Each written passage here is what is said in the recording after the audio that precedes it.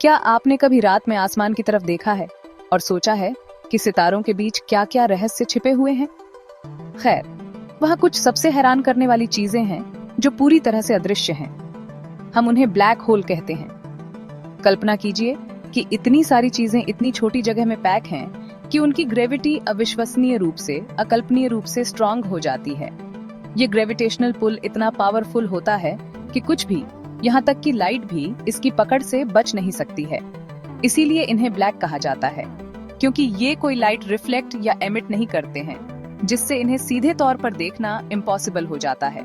ये ultimate cosmic vacuum cleaner की तरह है, लेकिन धूल चूसने के बजाय ये पूरे स्टार्स और प्लैनेट्स को अंदर खींच लेते हैं। तो यह कॉस्मिक फेनोमेनन असल में क्या है?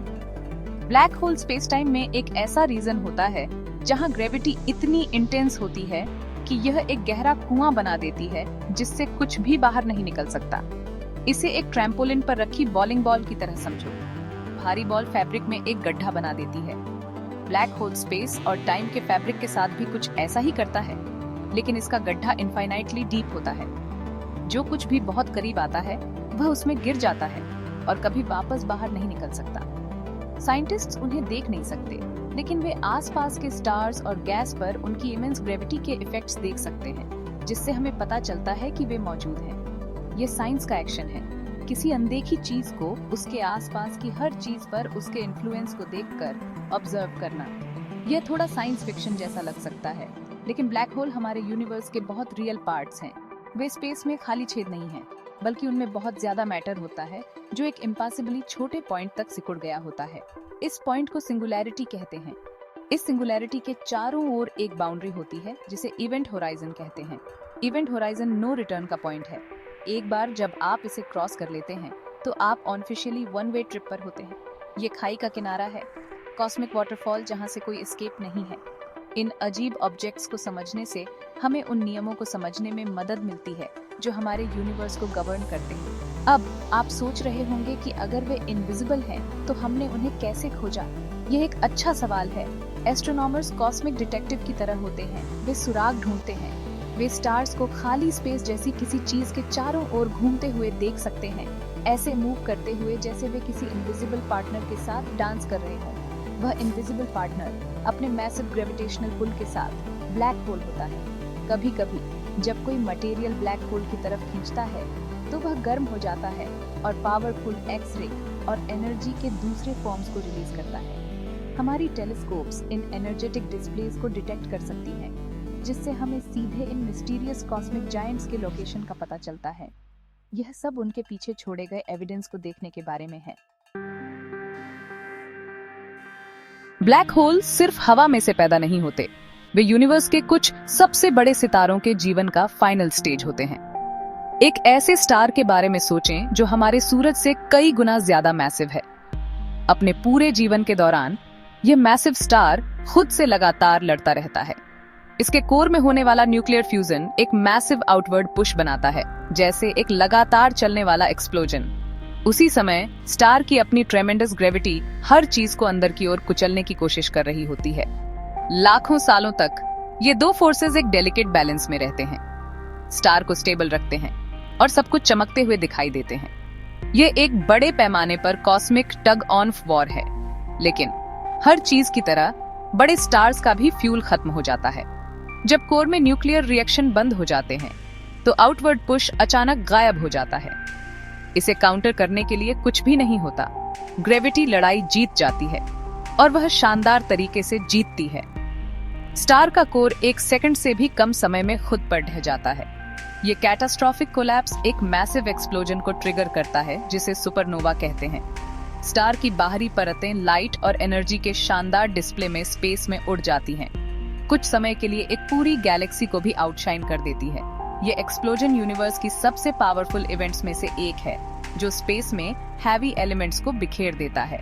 जब बाहरी परतें बाहर की ओर एक्सप्लोड हो रही होती हैं, तो स्टार का कोर अपनी इमेंस ग्रेविटी के तहत अंदर की ओर ढहना जारी रखता है। अगर कोर पर्याप्त मैसिव है, हमारे सूरज के मास का लगभग 3 गुना या उससे ज्यादा, तो नेचर में कुछ भी कोलैप्स को रोक नहीं सकता।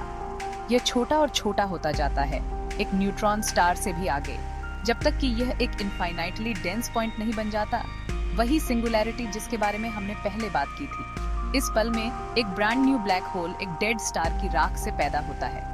ग्रेविटी इतनी स्ट्रांग हो जाती है कि यह अपने चारों ओर स्पेस टाइम को वॉर्प कर देती है, इवेंट होराइजन बनाती है और कॉस्मॉस में अपनी जगह हमेशा के लिए मार्क कर देती है। यह प्रोसेस, जिसे हम स्टेलर मास ब्लैक होल कहते हैं, बनाता है जो सबसे कॉमन टाइप है।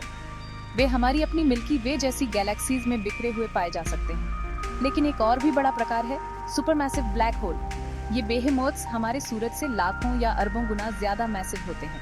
साइंटिस्ट्स अभी भी यह पता लगा रहे हैं कि ये जायंट्स कैसे बनते हैं, लेकिन ऐसा माना जाता है कि वे शुरुआती यूनिवर्स में बढ़ना शुरू हुए, गैस, डस्ट, स्टार्स को निगलते हुए और अरबों सालों से दूसरे ब्लैक होल के साथ मर्ज होते हुए।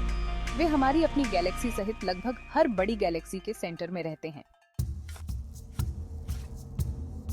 तो अगर आप हाइपोथेटिकली एक ब्लैक होल के बहुत करीब आ जाएं तो क्या होगा? मान लीजिए कि आप एक स्पेसशिप में हैं जो उसकी तरफ BRH रही है। सेफ डिस्टेंस से आपको ज्यादा कुछ महसूस नहीं होगा, लेकिन जैसे जैसे आप इवेंट होराइजन के करीब आते जाएंगे, अजीब चीजें होना शुरू हो जाएंगी। सबसे पहली चीज जो आपको नोटिस होगी वह है incredible tidal force.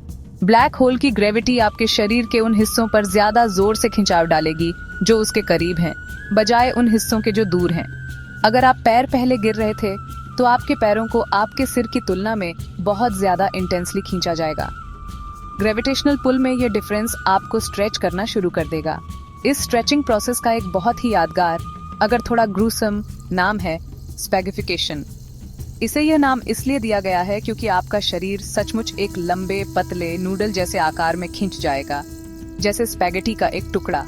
Gravitational forces इतनी एक्सट्रीम हो जाएंगी कि वे आपको सिंगुलैरिटी तक पहुंचने से बहुत पहले ही एटम बाय एटम अलग कर देंगी।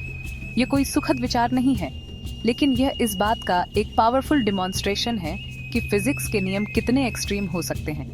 ये प्रोसेस किसी भी ऑब्जेक्ट के साथ होगा, चाहे वह एक स्पेसशिप हो, एक प्लैनेट हो या एक स्टार हो। कोई भी इतनी इमेंस ग्रेविटेशनल डिफरेंस को झेल नहीं सकता। एक और अजीब चीज जो होगी वह है टाइम का वॉर्पिंग।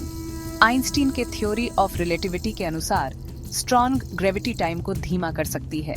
आपको सेफ डिस्टेंस से देख रहे एक ऑब्जर्वर को लगेगा कि आप इवेंट होराइजन के करीब आते ही धीमे और धीमे होते जा रहे हैं। आपकी घड़ी उनकी घड़ी से ज्यादा धीरे चलेगी। जैसे ही आप किनारे पर पहुंचेंगे, आप टाइम में फ्रीज होते हुए दिखाई देंगे। कभी भी पूरी तरह से पार नहीं करेंगे, इससे पहले कि आप आंखों से ओझल हो जाएं, क्योंकि आपसे निकलने वाली लाइट एक इनफाइनाइट वेवलेंथ तक खींच जाती है। टाइम, जैसा कि आप जानते हैं, बाहरी ऑब्जर्वर के लिए प्रभावी रूप से रुक जाएगा। हालांकि आपके अपने पर्सपेक्टिव से चीजें बहुत अलग होंगी। आपको टाइम धीमा होता हुआ बिल्कुल भी महसूस नहीं होगा। आपके लिए इवेंट होराइजन को क्रॉस करते समय टाइम नॉर्मली पास होगा, बिना किसी खास ड्रामे के। आप किसी दीवार से नहीं टकराएंगे या कोई साइन नहीं देखेंगे जिस पर लिखा हो पॉइंट ऑफ नो रिटर्न। आप बस अदृश्य बाउंड्री को पार कर जाएंगे, जिसके बाद आपका फेट तय हो जाएगा। उस पॉइंट से सभी रास्ते केवल एक ही दिशा में जाएंगे, सेंटर में सिंगुलैरिटी की ओर। कोई वापसी नहीं है, कोई एस्केप नहीं है। और सिंगुलैरिटी पर क्या होता है, ये साइंस के सबसे बड़े अनआंसर्ड क्वेश्चंस में से एक बना हुआ है। ब्लैक होल्स को सिर्फ डिस्ट्रक्टिव कॉस्मिक ऑन्डिटीज समझना आसान है, लेकिन वे यूनिवर्स में एक क्रूशियल रोल निभाते हैं। सुपर मैसिव ब्लैक होल खासकर एक ग्रैंड गैलेक्टिक ऑर्केस्ट्रा के कंडक्टर की तरह होते हैं। वे ज्यादातर बड़ी गैलेक्सीज के हार्ट में होते हैं, जिसमें हमारी मिल्की वे भी शामिल है, और उनकी इमेंस ग्रेविटी गैलेक्सी को एक साथ रखने में मदद करती है। गैलेक्सी के सेंट्रल रीजन में स्टार्स सुपरमैसिव ब्लैक होल के चारों ओर घूमते हैं, ठीक वैसे ही जैसे प्लैनेट्स सूरज के चारों ओर घूमते हैं। इन ग्रेविटेशनल एंकर्स के बिना गैलेक्सीज जैसा कि हम उन्हें जानते हैं शायद उसी स्टेबल, स्ट्रक्चर्ड तरीके से नहीं बन पाती। वे कॉस्मोस के फंडामेंटल आर्किटेक्ट्स हैं। साइंटिस्ट्स ब्लैक होल्स का स्टडी भी इसलिए करते हैं क्योंकि वे फिजिक्स के लॉज को टेस्ट करने के लिए अल्टीमेट लेबोरेटरीज हैं। वे ग्रेविटी और स्पेस टाइम के बारे में हमारी समझ को एब्सोल्यूट लिमिट तक पुश करते हैं। अल्बर्ट आइंस्टीन की जनरल थ्योरी ऑफ रिलेटिविटी जैसी थ्योरीज बताती हैं कि एक्सट्रीम कंडीशंस में ग्रेविटी को कैसा बिहेव करना चाहिए, और ब्लैक होल एक परफेक्ट टेस्टिंग ग्राउंड प्रोवाइड करते हैं। उदाहरण के लिए, ब्लैक होल के शैडो की हालिया पहली इमेज ने आइंस्टीन की थ्योरीज द्वारा एक सदी से भी पहले की गई प्रेडिक्शंस को कंफर्म किया। उनका स्टडी करके हम यूनिवर्स के फंडामेंटल रूल्स के बारे में अपने नॉलेज को रिफाइन कर सकते हैं और शायद न्यू फिजिक्स भी डिस्कवर कर सकते हैं। एक अमेजिंग फैक्ट ये है कि अगर आप हमारे सूरज को ठीक उसी मास के ब्लैक होल से बदल दें तो पृथ्वी और दूसरे प्लैनेट्स अंदर नहीं खींचे जाएंगे। वे ब्लैक होल के चारों ओर वैसे ही घूमते रहेंगे जैसे वे अभी सूरज के चारों ओर घूमते हैं। ऐसा इसलिए है क्योंकि उस डिस्टेंस पर ब्लैक होल की ग्रेविटी सूरज की ग्रेविटी से ज्यादा स्ट्रांग नहीं होगी। आप तभी डेंजर में होंगे जब आप उसके इवेंट होराइजन के बहुत बहुत करीब पहुंच जाएं। एक और फैसिनेटिंग थॉट ये है कि पृथ्वी के सबसे नजदीक स्टेलर मास ब्लैक होल अभी भी इनक्रेडिबली दूर है, हमसे लगभग 1500 लाइट ईयर दूर, इसलिए हमारे कभी भी उसमें गिरने का कोई डेंजर नहीं है। हम उन्हें बहुत सेफ डिस्टेंस से स्टडी कर सकते हैं। इन एनिग्मेटिक ऑब्जेक्ट्स का स्टडी करके हम स्टार्स के जीवन और मृत्यु, गैलेक्सीज के फॉर्मेशन और स्पेस टाइम के बहुत फैब्रिक के बारे में ज्यादा सीखते हैं। वे एस्ट्रोनॉमी के कुछ सबसे बड़े सवालों के जवाब की चाबी रखते हैं। यूनिवर्स की शुरुआत कैसे हुई? यह कैसे खत्म होगा? ब्लैक होल सिर्फ डिस्ट्रक्शन के पॉइंट नहीं है, वे इनक्रेडिबल क्रिएशन और इन्फ्लुएंस के पॉइंट हैं जो कॉस्मॉस को सबसे बड़े स्केल पर शेप देते हैं। वे हमारी इमेजिनेशन को चैलेंज करते हैं और ह्यूमन नॉलेज की बाउंड्रीज को पुश करते हैं। ब्लैक होल हमें याद दिलाते हैं कि यूनिवर्स हमारी कल्पना से भी ज्यादा वंडरफुल और स्ट्रेंजर है।